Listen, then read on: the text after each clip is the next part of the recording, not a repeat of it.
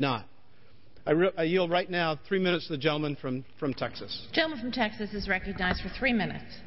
I thank the gentleman for yielding. I ask unanimous consent to revise and extend my remarks. Without objection, so ordered. Thank you, Madam Speaker. I don't think anybody can argue at all with the intentions of the proposal of this bill. There's no question that cigarettes are very, very harmful.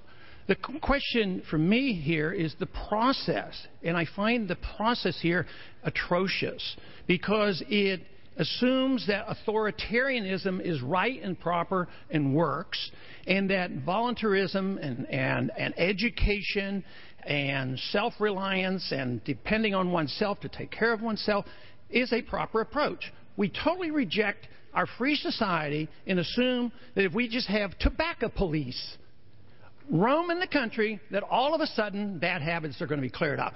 We're dealing with bad habits, and these are bad for health. But let me tell you, I could bring you a list here of dozens and dozens of things that bad habits lead to death. Matter of fact, one of the things that we ought to consider is, how many people die from our drug war?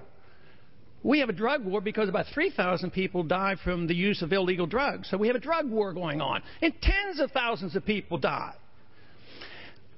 And it's so exasperating at times because we always have two proposals here, or we have two ways of solving problems or dealing with things. With tobacco, for decades, what did we do? We subsidized tobacco, and now we want to prohibit tobacco.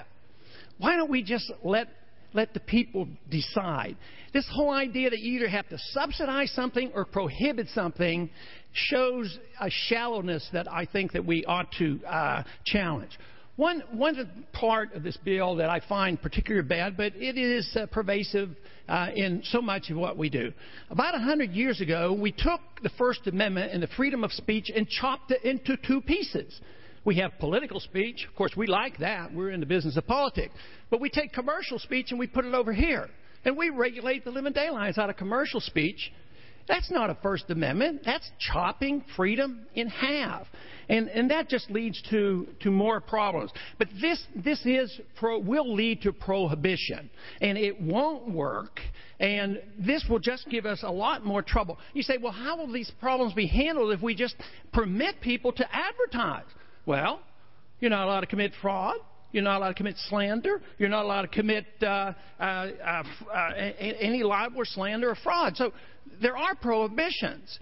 But this approach can't work. It's assumed that people are total idiots, that they won't respond to education, that we have to be the nanny state. We want to expand the war on drugs, which is a total failure. And look at what happened to prohibition of alcohol. And you say, oh, no, this is not prohibition.